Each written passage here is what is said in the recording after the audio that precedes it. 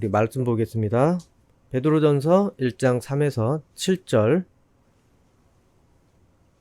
다 같이 읽겠습니다. 시작. 우리 주 예수 그리스도의 아버지 하나님을 찬송하리로다. 그의 많으신 긍휼대로 예수 그리스도를 죽은 자 가운데서 부활하게 하심으로 말미암아 우리를 거듭나게 하사 산 소망이 있게 하시며 썩지 않고 더럽지 않고 쇠하지 아니하는 유업을 있게 하시나니 곧 너희를 위하여 하늘에 간직하신 것이라. 너희는 말세에 나타나기로 예비하신 구원을 얻기 위하여 믿음으로 말미암아 하나님의 능력으로 보호하심을 받았느니라. 그러므로 너희가 이제 여러 가지 시험으로 말미암아 잠깐 근심하게 되지 않을 수 없으나 오히려 크게 기뻐하는도다. 너희 믿음의 확실함은 불로 연단하여도 없어질 금보다 더 귀하여 예수 그리스도께서 나타나실 때에 칭찬과 영광과 존귀를 얻게 할 것이니라. 쉬운 성경으로 제가 다시 읽어드리겠습니다. 우리 주 예수 그리스도의 아버지 하나님께 찬양을 드립니다. 하나님은 자비로우셔서 우리에게 산 소망을 주셨습니다. 죽은 자 가운데서 예수 그리스도께서 부활하심으로 새 생명을 받은 것입니다. 이제 우리는 하나님께서 그분의 자녀들에게 주려고 준비해 두신 복을 소망합니다. 이 복은 여러분을 위해서 하늘에 간직되어 있으며 결코 썩거나 그 아름다움이 변하지 않습니다. 하나님께서는 크신 능력으로 여러분의 믿음을 든든히 지켜주셔서 구원의 날이 이를 때까지 여러분을 안전하게 보호해 주십니다. 마지막 때가 되면 하나님께서는 여러분에게 구원을 베풀어 주실 것입니다. 그러므로 기뻐하십시오. 눈앞에 있는 여러 가지 어려움으로 인하여 지금 당장은 힘들고 괴롭겠지만 이 시험들은 여러분의 믿음이 얼마나 강하고 순수한지 알아보기 위한 것일 뿐입니다. 순수한 믿음은 금보다 훨씬 귀합니다. 금은 불에 의해 단련되기는 하지만 시간이 흐르면 닳아 없어지고 마는 것입니다. 하지만 여러분의 순수한 믿음은 예수 그리스도께서 다시 오실 그날에 칭찬과 영광과 존귀를 가져다 줄 것입니다. 아멘. 이 세상에는 어려움을 극복한 사람과 어려움을 극복하지 못한 그런 사람들이 있습니다. 모두 다 어려움을 극복한다면 얼마나 좋겠습니까? 그런데 누구나 어려움은 찾아오지만 그 어려움을 극복하지 못하는 경우가 많이 있습니다. 또 그 어려움을 잘 극복하여 넘기는 사람 또한 많이 있습니다. 모든 사람이 꿈과 소망을 갖고 있지만 이런 어려움을 통하여서 그것이 이루어지기도 하고 좌절되기도 합니다. 결국에는 그거를 극복한 사람은 성공으로 한 걸음 더 다가가게 될 테고 극복하지 못한 사람은 더 뒷걸음질 치게 될 것입니다. 하지만 어려움 한번 극복을 했더니 한 걸음만 다가갈 줄 알았더니 그것 통하여서 가속이 붙어 바로 성공으로 꼴이 나는 사람 역시도 있습니다. 우리에게 꿈은 정말 대단한 것입니다. 때로는 소박한 꿈도 있습니다. 그거 하나에 만족하며 정말 기뻐하는 사람들도 많이 있습니다. 하지만 처음부터 꿈이 소박했겠습니까? 몇 번 시도해보다가 더욱 실패를 맛보다가 그 다음에서야 이제 점점 꿈이 줄어가기 시작합니다. 그러면서 성공을 하는 사람, 실패를 하는 사람, 이제는 인생이 그렇게 결정되게 되어 있습니다. 모든 어려움에는 다 변명이 있습니다. 변명할 거리들이 있습니다. 이래서 저래서. 그런데 그럼에도 불구하고 어려움을 극복한 사람, 결국 꿈과 소망을 차지하게 됩니다. 여러분, 어렵지 않고 쉬운 것을 선택하려는 그 마음 누구나 있습니다. 하지만 알고 있습니다. 이것이 나에게 내 기대만큼의 결과를 가져다 주지 않을 것이라는 것. 하지만 우리의 나약한 마음은 자꾸 쉬운 것과 어렵지 않은 것을 선택하려는 욕구가 생겨나게 합니다. 그리고 자기가 꿨던 소망, 헛된 것이 되게 만들 수도 있습니다. 예전에 어떤 단기 알바를 제가 한 적이 있습니다. 동아리 친구가 소개를 해줬는데 그 친구는 프로그래머였습니다. 그래서 도와달라고 해서 갔습니다. 근데 거리가 너무 멀었습니다. 당시 저는 종로 근처 살았는데 수원까지 가야 했습니다. 어느 회사 전산 시스템을 외주 제작하는 일이었습니다. 하지만 저와 알바생들에게는 일거리를 주지 않았습니다. 출근은 했는데 일을 주지 않습니다. 그리고 쓸데없는 작업만 계속 줍니다. 그 일과 상관도 없는 작업을 줍니다. 좀 자존심도 상하긴 했는데 진짜 일들은 몇몇 프로그래머만 하고 있었습니다. 처음에는 놀면서 돈 버는 것 너무 속 편해서 알바 가는 것이 부담이 되지 않았습니다. 그런데 조금 시간이 지나자 점점 회의감이 들기 시작했습니다. 어떤 회의감이 들었겠습니까? 귀중한 내 시간 별 볼 일 없는 일을 하느라고 이렇게 허비해야 되는 것, 이것이 마음에 걸렸습니다. 그리고 이 시간에 받는 이 돈이 너무 작았습니다. 그러니 어떤 생각이 들겠습니까? 하루하루 일할 때마다 점점 내 신세가 한심해 보이기 시작했습니다. 아니, 그런데 왜 돈을 주면서 이런 아르바이트생을 불렀겠습니까? 어차피 쓸모도 없는데 왜 불렀겠습니까? 바로 규모를 채우기 위해서 머릿수 채우려고 어쩌면은 부른 것이 아닌가 그때 생각을 해보게 됩니다. 수원까지 가려고 새벽같이 나왔는데 이것은 뭐 편하게 돈 버는 거는 둘째치고 점점 눈치가 보이고 그 마음이 좀 그만둘까 말까. 그런데 친구를 봐서 일단은 버텼습니다. 아니, 힘들어서 버티는 게 아니라 계속 심적인 압박감 때문에 그래서 그만두고 싶었습니다. 돈이 너무 적다 보니까 이것 빼고 저것 빼고 나니까 그냥 점심값 벌려고 수원 간 것이나 다름이 없었습니다. 그래서 점심은 편의점에서 해결하며 왔다 갔다 했습니다. 대부분 사람들은 젊은 시기 아무리 쉽고 편한 일이라고 해도 미래성이 있고 가치 있는 일에 자기 시간을 보내지 않는다면은 그거에 대해서 긍정적으로 계속 하고 싶은 마음이 들겠습니까? 아무리 공짜로 돈을 제공해 주더라도 내 젊은 시간을 되돌릴 수가 없다는 것입니다.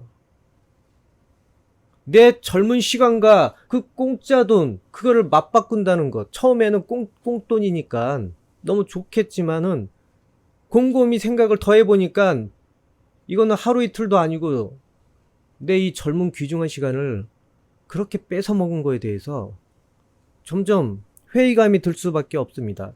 더 가치 있는 경험을 하고 그 다음에 더 내 인생에 의미 있는 일을 하면 내 젊은 시간을 그렇게 보내고 싶었는데 점점 회의감도 들고 내 인생이라는 게 의미 없어 보이게 느껴지게 될 수밖에 없습니다. 젊은 사람들은 진취적입니다. 진취적, 도전하고 싶어하고 내 인생이 뭔가 가치 있게 사람들에게 보여지기를 원합니다. 만약에 여러분에게 돈을 줄 테니까 빈 공간에 계속 그냥 창밖만 쳐다보는 그런 일을 맡기면 어떻습니까? 대신 1년은 해줘야 됩니다. 아마 처음에는 정말 환영할 것입니다. 하지만 몇 달이 지나고 나면은 회의감이 찾아오게 될 것입니다. 너란 존재는 세상에 딱 이런 처지라고 계속 자기 스스로에게 자책을 하게 될 것입니다. 어떤 처지? 잉여의 인생. 이러려고 태어났나 내가? 어쩌면은 1년도 못 채우게 될 수도 있습니다. 자신의 인생 중 1년을 소모시킨 값이 겨우 이거라니 박탈감이 들 것입니다. 여러분은 무엇으로 자신의 인생의 1년을 지금 소모하고 있는지 되돌아보시길 바랍니다. 쉽게 사는 대가로 자기 이 유한한 인생 중 1년을 지불한다는 것은 너무 큰 대가 아니겠습니까? 여러분 혹시라도 쉬운 일로 인생을 채우고자 소망한다면 포기하십시오. 그냥 열심히 살아야 되니까 포기하라는 게 아니라 여러분은 얼마 못 가 지루하고 지겨워서 아마 못 견뎌야 할 수도 있습니다.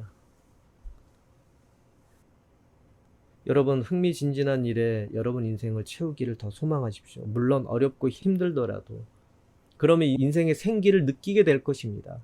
어렵다고 투덜거리거나 자꾸자꾸 회피하고 싶어 한다면 여러분 인생은 지금 생기를 잃고 있다는 증거가 될 수도 있습니다. 여러분 살아있다는 그것, 내 소망이 살아있다는 그것은 좀 더 도전하고 좀 더 가치 있는 것들을 바라며 달려가는 것입니다. 죽어 있다는 것, 죽어간다는 것, 좀 더 쉬고 싶고 좀 더 편하려고 하는 그런 마음이 내 마음을, 내 가는 길을 움직이게 될 것입니다. 여러분 오늘 본문에 베드로는 소망을 말합니다. 그리고 하나님께서 우리에게 앞으로 주실 유업을 말하고 있습니다. 그런데 현실은 그것을 얻기까지 쉽지 않다고 그렇게 말합니다. 많은 시험을 만나게 될 것이라고 합니다. 하지만 기뻐하라고 합니다. 그것은 결코 헛되지 않고 낭비되지 않는 귀중한 기회라고 합니다. 왜 귀중한 기회입니까? 어렵고 힘들고 시험이 찾아오고 똑바로 믿지도 못하게 계속 저항이 찾아오는데 그게 기회라고 합니다. 믿음을 더욱 정결하고 귀하게 만들어주는 과정이고 또 나중에 그 대가를 얻게 될 것이라고 합니다. 여러분의 믿음을 확인해보는 그런 것들이 된다고 합니다. 세상 사람들 보기에는 믿음 때문에 힘들고 믿음 때문에 고달프게 사는 그 모습을 보면서 어리석어 보이는 인생이라고 판단할 수도 있습니다. 그러나 우리에게 오는 여러 가지 믿음의 시험들, 그것이 결국 세상 사람들이 보는 어리석음과 같겠습니까? 모든 어려움 모두 우리에게는 그 가치가 있습니다. 물론 마귀가 주는 시험에 넘어지는 것도 다반사입니다. 사람이 우리가 전능한 것도 아니고, 근데 그 넘어져도 놀라운 것은 넘어져도 그거를 하나님께서 기회로 만든다는 것. 성령께서 언젠가는 그거를 통하여 회개하게 만듭니다. 그리고 변화되게 만듭니다. 더 보완된 인생이 되게 만들어버립니다. 우리의 믿음이 그 마귀들이 던져준 시험을 통하여 얼마나 귀하고 순수한지 드러나 버린다면 마귀는 괜히 시험했다, 괜히 넘어뜨리려고 흔들었다, 그런 마음이 나중에 들지 않겠습니까? 예수님도 십자가에 못 박아서 죽인 다음에 끝내려고 했는데 그게 오히려 부활이 돼 버리니까, 그것 때문에 온 세상에 구원의 기회가 주어져 버리니까. 참 하나님께서 하시는 일들은 상상을 할 수가 없습니다. 여러분에게도 마찬가지입니다. 여러분께서 믿음을 지키려고 하다가 어려움을 당하는 일도 있을 것입니다. 물론 손해보게 되고, 그런데 예수님께서 다시 오시는 날 그 믿음 어마어마한 대가로 되돌려 줄 것입니다. 그러니 믿음 때문에 세상에서 비난을 받을 수도 있고 시험과 곤란을 겪을 수도 있지만 우리에게는 유익한 것입니다. 내가 유익하다고 인정을 하지 않더라도 그런 믿음이 지금은 아무런 효과가 없는 것 같아도 다 쌓인다는 것입니다. 어느 날 쌓이고 쌓여서 본물 터지듯이 모든 것을 위로해 줄 날이 올 것입니다. 여러분, 너무 지금 현실에 대해서 속단하고 자기 스스로를 평가하지 마십시오. 더 길게 보십시오. 능력 주실 줄 알았는데 왜 지금은 안 됩니까? 판단하지 마십시오. 지금은 여러분 믿음을 지금 보고 계실 수도 있습니다. 우리는 그 곤란함과 그 어려움, 그걸로 망하지 않습니다. 여러분에게는 기쁨의 은혜가 그 어려움 중에 점점 저축되는 것입니다. 그 다음에 목돈이 되었을 때 여러분에게 어느 날 다가올 수 있습니다. 저는 이런 것들을 겪어봤기 때문에 확신합니다. 진정성 있게 여러분에게 말할 수 있습니다. 외할아버지 장례식에 제가 어느 날 참석한 적이 있었습니다. 부산까지 KTX인가? 그거 타고 혼자서 억지로 갔습니다. 아버지가 보내셔서. 가고 싶지 않았는데. 근데 그것이 저에게는 기회였습니다. 저는 지금도 감사합니다. 저를 거기 보내주셔서. 제가 그 장례식장을 갔는데 그만 어떤 일을 저질렀는지 아십니까?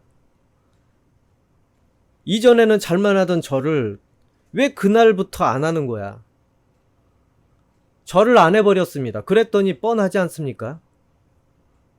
친척 어르신 중에 성질이 정말 좋지 않는 분이 계셨는데 그분 눈에 딱 띄었습니다.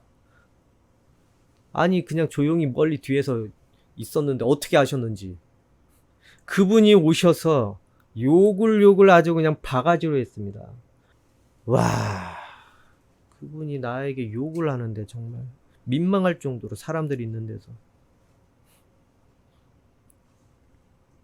그리고 장례식이 끝난 다음에 또 그렇게 모이게 되는데 그때도 나한테 사람들 앞에서 욕을 하고 있는 것입니다.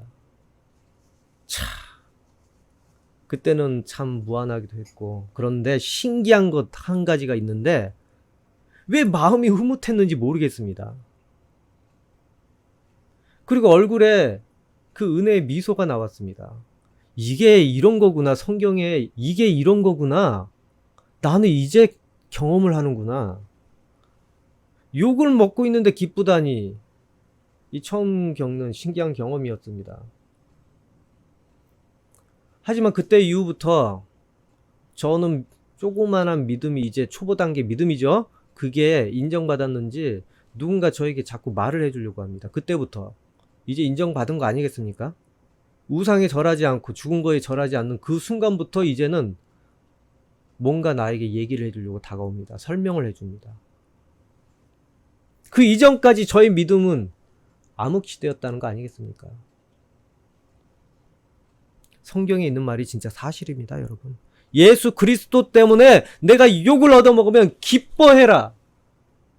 강제로 기뻐하라는 게 아니라 진짜 기뻐하게 된다는 것들을 알게 됐습니다. 우리 힘으로 억지로 기뻐하는 것이 아니었습니다. 하지만 믿음과 소망이 우리 마음에서 약해지고 또는 사라지게 된다면 우리는 그런 일들을 과감히 저지르겠습니까? 아니, 내가 의도적으로 한 거는 아니었는데 어떻게 하다 보니 됐습니다. 그렇게 기회를 주시려고 나를 그렇게 하셨는지 마음을 주셨는지 모르겠는데, 만약에 우리가 믿음과 소망이 약해져 있는 상태라면은 이런 일은 하기 어렵습니다. 현실의 만족을 위해서 뭔가 그 사람들과 좀 타협하기 위해서 믿음의 행동을 하지 않을 것입니다. 불미스러운 일을 주고 싶지 않습니다. 믿음이 약한 상태라면 그러지 않겠습니까? 그냥 현실을 만족하기 위해서 내가 뭐 얼마나 대단하다고 여기에서 그렇게 튀는 행동을 해야 돼. 좋게 그냥 다들 그냥 절하니까 절을 해주지 뭐. 나는 믿는데 꼭 여기서 티낼 필요는 없잖아. 이러면서 타협하지 않겠습니까? 그러면 어떻게 됩니까? 믿음이 헛되다고 증명하는 것이 됩니다, 여러분. 자기 믿음이 헛되다고 자기가 증명한 겁니다. 목숨 걸고 믿는 사람도 있는데 우리는 믿음대로 행동할까 말까 때로는 고민할 때도 있지만 이처럼 고민하지 않을 때가 많이 있습니다. 그리고 현실과 타협을 하게 되는 경우가 있습니다. 그때 우리 믿음은 점점 약해지고 있다는 증거가 됩니다. 그러면서 우리는 한 가지, 두 가지 점점 타협하는 것들이 많아지게 될 것입니다. 믿음의 순수성은 점점 잃고 퇴색될 것입니다. 한 번, 두 번, 세 번, 점점 나는 이제는 믿음과 상관없이 살게 될 것입니다. 여러분 생활에서 믿음이 시들시들하거나 또는 마지막 때에 대한 그 소망이 혹시라도 무덤덤해져 있다면은 한번 스스로 자극적인 질문을 한번 해보십시오. 내 인생이 정말 천국 소망과 부활의 소망이 간절한지 물어보십시오. 만약 머리에는 뭔가 그렇다 쳐야 되는데, 의무적으로 그렇게 받아들여야 되는데, 근데 마음이 그냥 무덤덤하다면은 여러분 진정성이, 아니 그 심각성이 조금 없는 것입니다. 믿음이 시들시들해져 가고 있다는 것입니다. 그걸로는 세상을 당해낼 수가 없습니다. 시험을 당할 수밖에 없습니다. 여러분, 넘어질 수밖에 없습니다. 이론적인 면, 믿음과 소망에 대해서 다 알고 있습니다. 너무 많이 들었기 때문에 이론적인 면으로는 구원에 대해서도 그렇고 마지막 때에 대해서도 그렇고, 그런데 이거를 정말 진지하게 받아들이고 현실을 사는 사람들하고 비교한다면은 때로는 심각성이 떨어질 수가 있습니다. 믿음과 소망에 대한 진정성, 그것이 떨어지다 보니 행동이 적극적으로 나오지 않게 됩니다. 믿음 때문에 목숨 걸 일도 없고, 믿음 때문에 내가 귀중한 것을 포기할 일도 없고, 믿음 때문에 내가 이 사람을 위해서 감정을 허락할 일도 없고, 그렇지 않겠습니까? 계속 하향 평준화 될 것입니다. 여러분의 믿음은 한번 타협하고 또 타협하고, 진정성이 없어서 내가 언제 또 믿음 있다고, 아유, 그러면서 또 자기 자신과 타협하고. 믿음은 여러분 형식적이어서는 안 됩니다.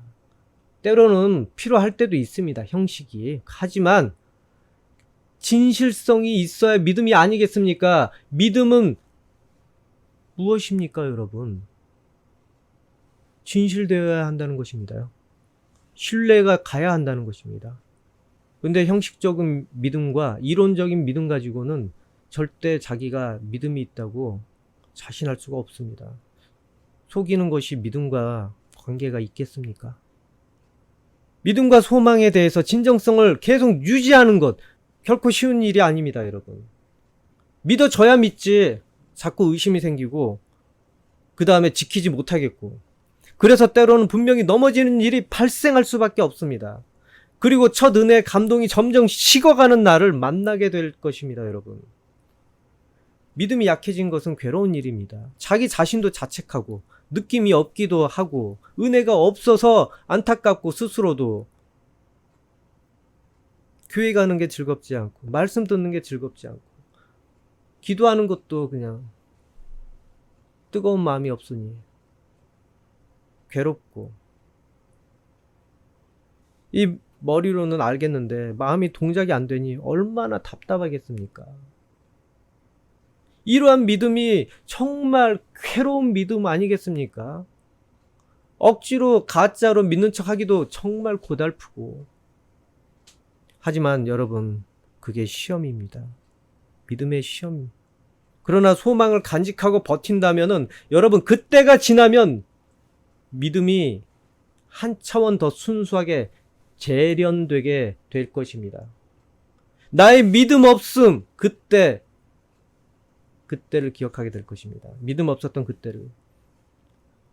그 소망을 계속 간직하고, 계속 작은 믿음일지라도, 초라한 믿음일지라도 계속 유지를 하고 있다면은, 그 소망을 간직하고 계속 버틴다면은, 언젠가는 여러분의 작은 믿음의 시절 그 일 때문에 어느 날, 물론 시험을 겪지만 그 믿음이 없어서 당하는 그 시험으로 인해서 우리의 소망과 우리의 믿음은 더 깊은 심호흡을 하는 시기를 만나게 될 것입니다.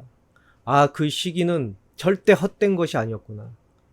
내가 깊은 심호흡을 할 수 있는 시기였구나. 깨닫게 될 것입니다.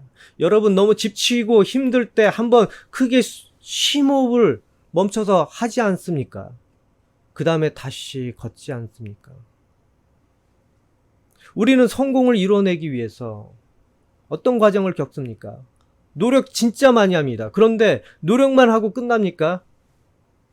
해도 안 되다가 좌절하게 되는 경우도 있습니다. 그리고 좌절만 합니까? 그 상황에 유혹을 만나게 됩니다. 쉽게 적당히 하고 싶어하는 그 유혹. 그 다음은 유혹을 받으면 어떻게 됩니까? 포기하려는 마음이 계속 열정을 무너뜨리려고 찾아오게 될 것입니다. 만약에 그 포기하려는 마음에 타협을 하게 된다면 이제 어떻게 됩니까? 그 성공의 원동력, 그것은 떨어지게 됩니다. 그리고 성공의 엔진과 심장은 더 이상 뛰지 않는 날을 맞이하게 될 수도 있습니다. 대부분 그 분야에 성공한 사람의 스토리 보면은 실패는 밥 먹듯이 했습니다. 그럼에도 불구하고 이루어낸 사람들, 그 어려움과 그 난관을 헤쳐나간 사람들, 그런 이들이 결국에는 대부분 성공을 했습니다. 실패, 좌절, 그거는 그 사람들의 훈장입니다. 그럼에도 불구하고 대부분의 사람들은 실패했다고 끝내버리고 포기하고 놀고 먹고 그걸로 마감하지 않았습니다. 자신의 인생의 시간 대충 때우며 이룬 성공이 얼마나 있습니까? 모두가 즐길 자유와 누릴 여유를 포기하고 한 번이라도 더 그 실패를 만회해보고 시도해보고자 수없는 실험과 연구에 몰입하면서 성공을 이루어낸 것입니다. 이처럼 우리가 바라는 인생의 성공도 이러한데 정말 우리의 소망과 믿음 역시도 수많은 도전에 직면하며 다 포기하고 싶어질 때가 분명히 있지 않겠습니까? 그럼에도 불구하고 여러분, 믿음 조금이나마 그 끈을 놓지 않고 소망 조금이나마 그 끈을 내려놓지 않는 이상 여러분 어떻게 하나님께서 만드실지 아십니까?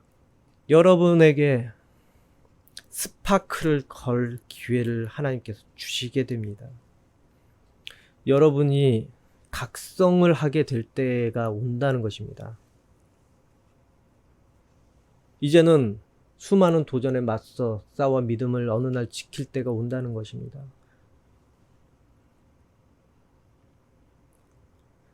제가 외할아버지 장례식장 얘기했는데 제가 믿음이 투철해서 거기 가서 절을 안 했겠습니까? 믿음이 쓰러질 대로 다 쓰러진 상태였습니다. 교회도 안 가고 제사 지내고, 그런데 하나님께서 찾아오셔서 너에게 기회를 주겠다. 정말 기회였습니다. 그 일 이후부터 저는 제사에 대해 죄책감을 가지고 제사를 안 지냈습니다. 그리고 이제부터는 뭔가 마음이 달라지고 그 다음에 큰 변화가 왔습니다. 우리가 이사를 하게 돼버렸고 그 다음에는 점점 있다가 교회로 다시 저를 불러들이게 되었습니다. 여러분, 그 일 이후에 믿음을 지킬 각오가 이제 생기게 된 것입니다. 정말 말은 쉽게 내뱉는 것 같지만 겪어보신 분들은 아마 이 말이 쉽게 내뱉어질 말이 아니라는 것을 이해할 것입니다. 저는 살얼음판 같은 우리 인생 중에 하나님께서 우리 가정과 저를 불러주심을 정말 감사합니다. 하나님께. 현실에 저도 수많은 소망을 꿈꾸며 살아왔지만 쉽게 되는 것 하나 없었습니다. 그리고 쉬웠어도 그만큼 허무한 면이 더 많았다는 것을 배우게 되었습니다. 그러나 하나님께서 성경에 기록되게 한 이 소망은 쉽거나 어렵다고 우리가 단정할 수는 없습니다. 저 사람 참 쉽게 믿는 것 같다 라고 판단할 수도 없습니다. 그 사람이 거기까지 믿기 위해서 어떤 고초를 겪었는지 우리가 어찌 알겠습니까? 제가 목사가 되기 위해서 어떤 고초를 겪었는지, 어떤 내적 갈등을 겪었고 어떤 불편한 상황을 걸어왔는지 누가 알겠습니까? 하나님께서 주신 소망은 개인마다 우리가 쉽게 판단할 수 없습니다. 하찮아 보이고 지금 믿음 상태가 아주 그냥 해이해 보이고 형편없어 보일지라도 그 사람이 무엇을 소망하고 있는지, 거기까지 오기에도 얼마나 힘들었는지 쉽다 어렵다 판단하기 어렵습니다. 하나님께서 놀라운 일들을 다 하셨기 때문에 예수 그리스도는 내 주라고 신하며 그나마 와서 앉아 있는 것입니다.